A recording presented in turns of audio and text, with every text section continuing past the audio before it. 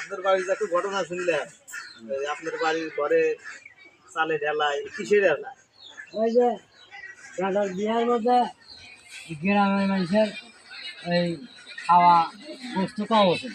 বস্তু কম ছিল। হ্যাঁ, সেই জন্যে খাওয়া ভালো ছিল না। সেই জন্য আবার ফের ঢেলে ঢেলে আবার বস্তু বেশি হয়ে আইলে আবার ফের আবার পুনরায় খায়া তবে গায়ে ভূত তারপরে ভূত চাইছে। ভূত কনে ঢেলাইছে কনে? ঢেলাইছে খালি ঘরের রুমু, ঘরের চালের রুমু বেড়া হচ্ছে ওই বেড়ানোর জায়গায় সিমেলাই। তাতে কি আপনি ভয় পান নাই? না, আমি ভয় নেই যে ভূত তো গায়েরই।